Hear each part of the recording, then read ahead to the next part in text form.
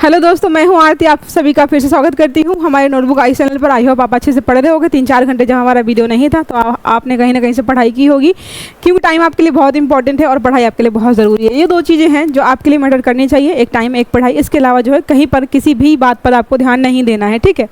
तो अभी जो टॉपिक पढ़ाने वाली हूँ आपको वो हमारा है इकोनॉमी का चैप्टर, मतलब इकोनॉमी से संबंधित है आपका, अर्थशास्त्र जिसे आप हिंदी में बोलते हो। उसमें हम पढ़ने वाले हैं capital gain tax. Capital gain tax जो अभी बजट प्रस्तुत हुआ उसमें बहुत चर्चा में था। उसकी कुछ कर की दरों को बढ़ाया गया, कुछ कर की दरों को घटाया गया। तो हम यहाँ पे देखेंगे कि पहले कैपिटल गेन टैक्स होता क्या है और उसकी कौन सी स्लैब, मतलब कौन सा कर हमारा बढ़ाया गया है, कौन सी कर की दर को घटाया गया है, क्योंकि हमारे लिए बहुत ज़रूरी है, क्योंकि एग्जाम में आपके लिए यही पूछता। देखो यहाँ पे जो है आर्टिकल क्या छपा था, no further changes to capital gain tax in the medium term. तो बीच में कहीं पर भी अब जो है कोई भी चेंज नहीं होने वाला है रेट में। इसके जो हमारा जो है कैपिटल गेन टैक्स हमारा है, इसमें बीच में अब जाकर के बीच में कोई टैक्स में चेंजेस नहीं आएंगे, जितना अभी इन्होंने बता दिया है। अब इतना ही चलने वाला है जब तक अगली बार, जब तक कोई नोटिफिकेशन जो है हमारे वित्त मंत्रालय की तरफ से या हमारे वित्त मंत्री की तरफ से बताया नहीं जाता है, ठीक है। अब यहाँ पे हम बात करें कैपिटल गेन टैक्स क्या होता है। पहले समझ लो कैपिटल होता क्या है। पूंजी होती है, आपके पास कोई ऐसी पूंजी है जो आपने कैसे भी करके कमाई है, ज़मीन जायदाद शेयर वगैरह कुछ भी आपके पास है, शेयर है स्टॉक मार्केट में कहीं इन्वेस्ट कर रखा है। तो जब आप उसको बेचते हो तो आपकी कैपिटल है, आपकी पूंजी है वो। लायबिलिटी मतलब होता है कि किसी से आपने कुछ ऐसा खरीद के रखा हुआ है या फिर कुछ ऐसा लोन वगैरह ले रखा है जिसका आप इंटरेस्ट भरते हो, आपके ऊपर बोझ है। लेकिन जब आपके पास कोई कैपिटल होती है तो आपकी पूंजी होती है। जब आप पूंजी को बेचते हो तो आपको जो उसमें लाभ होता है उस पर जो टैक्स लगता है उसको हम बोलते हैं कैपिटल गेन टैक्स, ठीक है। तो यहाँ पर उसी के बारे में बात करेंगे। तो दो तरीके के होते हैं, एक short term capital gain tax होता है, एक लॉन्ग टर्म कैपिटल गेन्स होता है, ठीक है। शॉर्ट टर्म होता है कि आपने कोई भी प्रतिभूति, अपना कोई भी कहीं पर भी शेयर लगाए स्टॉक एक्सचेंज मार्केट में, कहीं पर भी कोई भी आपकी ऐसी पूंजी है वो आपने 1 साल से पहले अगर बेच दी तो उसको हम बोलते हैं short term capital gain tax, उस पे जो टैक्स लगेगा। लॉन्ग टर्म में होता है कि आपने 1 साल से ज़्यादा समय के लिए कोई चीज़ रखी हुई थी, उसको आपने बेचा। सरकार क्या करती है, हमेशा long term capital gain tax में टैक्स की दर कम रखती है, जो छोटा हमारा होता है short term capital gain tax उसमें कर की दर ज़्यादा रखती है। ऐसा क्यों करती है? ऐसा इसलिए करती है ताकि लोग जो है स्थायित्व की तरफ जाए। जितने ज़्यादा दिन तक किसी चीज़ पे आप इन्वेस्ट करके रखोगे, गवर्नमेंट को इतना ही फ़ायदा होता है, स्टेबिलिटी उतनी ही आती है, स्थायित्व आता है। उनको पता होता है भाई इसने 5 साल के लिए 10 साल के लिए लगाया तो 10 साल तक पैसा कहीं नहीं ले जाएगा, जैसे क्या है। और इस पे जो है कर की दर भी कम होती है, तो लोगों को होता है मोटिवेशन मिलता है कि हम जो है ज़्यादा टाइम के लिए पैसा यहाँ पे लगाते हैं, क्योंकि हमें फ़ायदा यहाँ पे ज़्यादा हो रहा है, कर भी हमें कम भरना पड़ेगा। लेकिन शॉर्ट टर्म में क्या है, लोग पैसा यहाँ लगा रहे, 6 महीने में हटा करके वहाँ कहीं और लगा दे, पैसा यहाँ लगाया। तो उससे क्या होता है कि सरकार को भी अनस्टेबिलिटी है, मतलब यहाँ पे लगता है कि भाई ये पैसा उठा के यहाँ वहाँ ले जा रहा है, कहीं एक जगह रख ही नहीं रहा है, तो उस पर लगाते हैं टैक्स ज़्यादा कर दो। जब टैक्स ज़्यादा लगेगा, बार बार भरना पड़ेगा, तो खुद ही समझ में आ जाएगा और शिफ्ट कर जाएगा दूसरी तरफ, ठीक है। देखो यहाँ पे लिखा है यहाँ पे। और अगर बात करें हम तो आयकर अधिनियम 1961 की प्रस्तावित समीक्षा, पेन को पहले थोड़ा सा पतला कर लेते हैं, ज़्यादा ही मोटा चल रहा है, कलर को चेंज करते हैं, ठीक है। कानून को सरल बनाकर लोगों के लिए एक कर अनुपालन बोझ को कम करेगी, उनके कर व्यय को कम करने के लिए थोड़ी सी टैक्स रेट में यहाँ पे कमी की गई है। आप बताओ कौन से रेट में कमी की गई होगी और कौन से रेट को बढ़ाया गया होगा। जाहिर सी बात है, गवर्नमेंट ने जो है long term capital gain tax को और कम कर दिया है और short term capital gain tax को और बढ़ा दिया है कि और ज़्यादा स्थायित्व आएगा। देखो, ठीक है, देखो लिखा, 1 वर्ष या उससे कम समय के लिए रखी गई संपत्ति की बिक्री से होने वाली आय पर लगने वाला कर जो हमारा होता है वो हमारा शॉर्ट टर्म कैपिटल गेन होता है। इसको जो है 20% अब कर दिया गया है, पहले जो है 15% ही था, अब इसको बढ़ा दिया गया है, ठीक है। और हमारा जो दीर्घकालिक पूंजीगत लाभ कर है उसमें क्या होता है, 1 साल से अधिक समय के लिए आप कोई चीज़ रखते हो फिर उसको बेचते हो, तो उसमें जो टैक्स लगता है उसको यहाँ पे काउंट करेंगे। पहले स्लैब कुछ इस तरीके से थी और इसको अब घटा करके मैक्सिमम जो है 12.5% यहाँ पे रखा गया है। ये आप याद रखिएगा। एक एक्सेप्शन इसका ये है कि अगर उत्तराधिकार में आपको कोई संपत्ति मिली है, जैसे आपके पापा की ज़मीन है, आपको वो मिल जाए, आपके नाम हो जाए, तो वहाँ पर भी वहाँ पर कोई टैक्स नहीं लगेगा, क्योंकि वो पहले ही संपत्ति किसी और की है, बस वहाँ पे नाम चेंज किया गया है, उसको बेचा नहीं गया है, कोई इनकम का अर्जन वहाँ पे नहीं हुआ है। मतलब क्या, अगर पिता ने अपनी संपत्ति किसी पुत्री को दे दी या अपने पुत्र को दे दिया, इसका मतलब उसको पैसे तो नहीं मिले वहाँ पे। जब पैसे ही नहीं मिले, उसको कोई आय ही नहीं हुई, तो आप वहाँ पर टैक्स किस बात का लगाएंगे। तो ये एक्सेप्शन होता है और इसको आप याद करके रखिएगा, क्योंकि कई बार दिमाग नहीं काम करता है, पेपर में पूछ लेता है, मामला हम वहीं पर ख़राब करके आ जाते हैं और हमारा सारा वहीं पे खराब जाता है, ठीक है।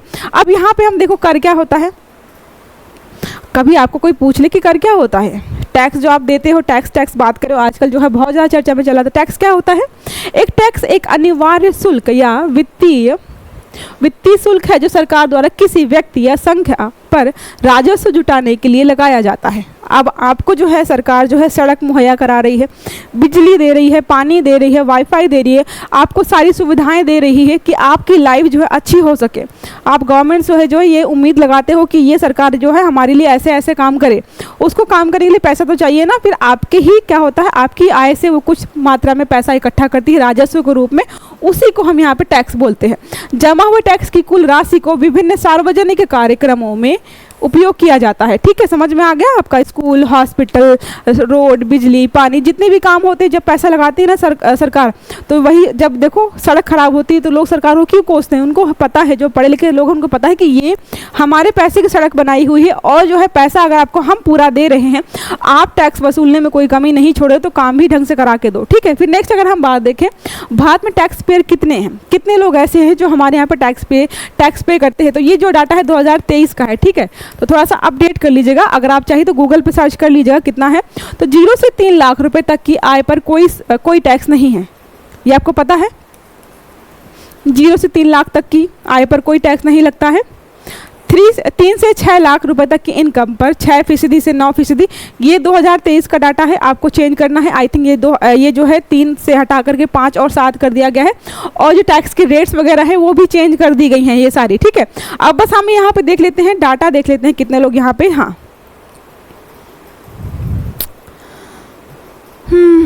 15 लाख से ऊपर की आय पर 30% की दर से टैक्स वसूलाता है। ये हमारा 2023 का है। देखो 2023 का भी देखना जरूरी है, हो सकता है कि कहीं पर आपको क्वेश्चन ये पूछ ले कि 2023 में कितना था, 2024 में इतना कर देंगे, तो ये टैक्स स्लैब्स हमारी है जिसमें सब कुछ दिया हुआ है। एक बार आप 2024 का भी एक बार देख लीजिएगा। ठीक है, ये है जो है 2023 का है। अगर बात करें टैक्स के जनक कौन है, जिस टैक्स को हम वसूल रहे हैं, लगा रहे हैं, तो उसको किसने स्टार्ट किया था, किसके दिमाग में ये आया था कि सरकार को जो है लोगों से टैक्स लेना चाहिए? तो नाम यहाँ पे है जेम्स विल्सन जी है, जिन्होंने टैक्स को सबसे पहली बार हमारे सामने रखा था। स्कॉटलैंड के कारोबारी हैं, अर्थशास्त्री और राजनीतिज्ञ थे। उन्होंने द इकोनॉमिस्ट जैसी मशहूर पत्रिका लिखी, आपने पढ़ा होगा इकोनॉमी में इसके बारे में।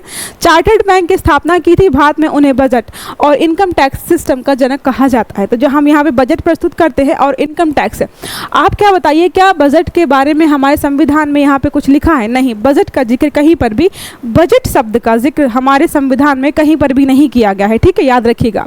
अगर बात करें जीएसटी, अब हम टैक्स की बात करें तो हमारे यहाँ पे जो सबसे बड़ा टैक्स है वो हमारा है गुड्स एंड सर्विसेज टैक्स। तो क्या है? जीएसटी है, उसका फुल फॉर्म है, आपको पता है इनडायरेक्ट टैक्स हमारा है। तो इसके बाद देख लेते हैं थोड़ी चीज़ें, बाकी तो आपको पता है। वो जीएसटी पढ़ाने बैठोगे तो बहुत टाइम लगेगा। तो जीएसटी को लागू करने वाला पहला देश कौन सा था या कौन सा है? तो क्या है? उत्तर एम, यहाँ पे वस्तु एवं सेवा कर को लागू करने वाला पहला देश फ्रांस था। ये वनडे एग्जाम्स में या फिर आपका स्टेटमेंट फॉर्म में पूछ सकता है। तो फ्रांस ने पहला देश ऐसा है जिसने जीएसटी लागू किया था। 1954 में जीएसटी लागू किया था। फ्रांस ने अप्रत्यक्ष कर प्रणाली में जटिलताओं का कम करने के लिए जीएसटी लागू किया था। जैसे क्या है हमारे, आपको पता है अप्रत्यक्ष मतलब होता है इनडायरेक्ट टैक्स।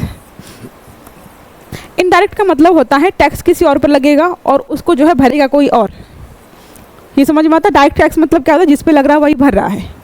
डायरेक्ट ये होता है, जैसे आप कोचिंग ज्वाइन करते हो तो टैक्स जो है कोचिंग वालों पे लगता है, लेकिन वो आप पे लगा करके फीस में आपका टैक्स ले लेती हैं, फिर वहाँ पे जमा करती है। तो मतलब क्या है? ये इनडायरेक्ट होगा। पैसा जो है, टैक्स जो है कोचिंग पर लगा था, लेकिन आपसे वसूल करके उसने क्या है वहाँ पे जमा कर दिया। आप तो डायरेक्ट जो है जीएसटी टैक्स भरने गए नहीं गवर्नमेंट के पास, तो ये हमारा है इनडायरेक्ट टैक्स। ठीक है, चलते नेक्स्ट पेज पर। अब यहाँ पे है, आपसे पूछ ले कभी कि कौन कौन से ऐसे देश जहाँ पर जीएसटी नहीं है। जीएसटी जो है मैक्सिमम कंट्रीज़ में है, लेकिन कुछ कंट्रीज़ ऐसी हैं जहाँ पर जीएसटी जो है नहीं लागू किया गया है। देखो अगर बात करें यहाँ पे तो कौन सा है? मलेशिया, अमेरिका, प्यूर्टो रिको शामिल हैं। जिस मलेशिया में कर को बिक्री कर और सेवा कर के रूप में जाना जाता है।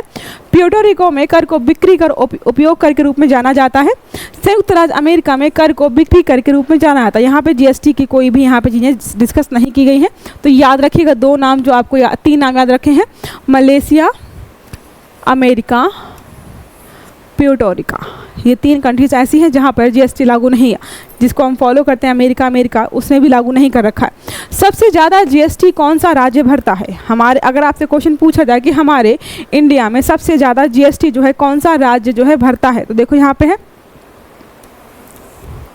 तमिलनाडु को पीछे छोड़ दिया है किसने? आधिकारिक आंकड़ों के मुताबिक पिछले महीने उत्तर प्रदेश की जीएसटी संग्रह, देखो ये हो सकता है कि मैं अभी पढ़ा रही हूँ आपका यूपी दिखा रहा है, आप बाद में देखो तो कोई और स्टेट दिखाए, लेकिन ज़्यादातर हमने जहाँ पर देखा है जो हमारे स्टेट्स हैं महाराष्ट्र, गुजरात आपका है, तमिलनाडु है, कुछ ऐसे स्टेट्स हैं जो हमेशा इन चीज़ों में आगे रहते हैं क्योंकि टैक्स पेयर ज़्यादा वहाँ पर कैसे हैं, वहाँ पर पढ़े लिखे लोग ज़्यादा भी हैं, जॉब भी लोग ज़्यादा करते हैं, इसलिए जो है वहाँ पर सबसे ज़्यादा लोग आपको टैक्स पे करते दिखाई देंगे। यूपी बिहार में आपको मजदूर ज़्यादा मिलेंगे, वहाँ पे आपको जॉब सीकर्स नहीं मिलेंगे, जॉब करने वाले लोग वहाँ पे कम देखने को मिलेंगे और बिजनेसमैन भी आपको कम देखने को मिलेंगे। और टैक्स कौन पे करता है? जॉब वाले या फिर बिजनेसमैन। तो जहाँ पर जॉब वाले लोग ज़्यादा है, बिजनेसमैन ज़्यादा है, वहाँ से ही टैक्स जो कलेक्शन है ज़्यादा होता है। ठीक है, तो ये हमारा हो गया टैक्स के बारे में, जीएसटी के बारे में, कैपिटल गेन टैक्स के बारे में। अब हम देख लेते हैं हमारा प्रश्न क्या पूछ रहा है। प्रश्न हमारा पूछ रहा है कैपिटल गेन टैक्स से संबंधित कथनों पर विचार कीजिए। पहला स्टेटमेंट हमारा है सरकार ने कैपिटल गेन टैक्स की छूट की लिमिट बढ़ा दी है। क्या बढ़ा दी है? आप बढ़ाओ, क्या बढ़ा दी है या घटा दी है? तो देखो यहाँ पे जो है एक चीज़ और ऐड होनी चाहिए कि दीर्घकालिक, भाई किसकी बात हो, दीर्घकालिक के बारे में बात हो रही है या शॉर्ट टर्म या लॉन्ग टर्म, किसके बारे में बात हो रही है? तो अगर आप मान के चलो तो क्या मान लेना इसको गलत कि बढ़ाई नहीं गई है, घटाई गई है, क्योंकि लॉन्ग टर्म कैपिटल गेन के जो सीमा है उसको घटा दिया गया है। दीर्घकालिक पूंजीगत लाभ की दर को पहले 20% थी, इसे अब बाद 50 कर दिया गया है। तो ये हमारा हो जाता है सही। तो हमारा कौन सा स्टेटमेंट सही होगा? सिर्फ और सिर्फ दूसरा। ठीक है, क्योंकि इसको पहला वाला वैसे ही गलत हो जाता है। चलो नेक्स्ट चलते हैं। ये समझ में आ गया? बस यहीं तक है हमारा, ये टॉपिक हमारा होता है यहीं पर ख़त्म। अब हम मिलेंगे हमारे अगले टॉपिक पर, तब तक हमसे जुड़े रहिएगा, वीडियोस देखते रहिएगा। अगर क्लास आपको अच्छी लग रही है तो प्लीज़ वीडियो को लाइक करिएगा, चैनल को सब्सक्राइब करिएगा और आने वाले सारे वीडियोज आपको टाइम से मिले इसके लिए बेल आइकन जरूर दबाइएगा। अच्छे से पढ़िएगा। Have a good day. Thank you.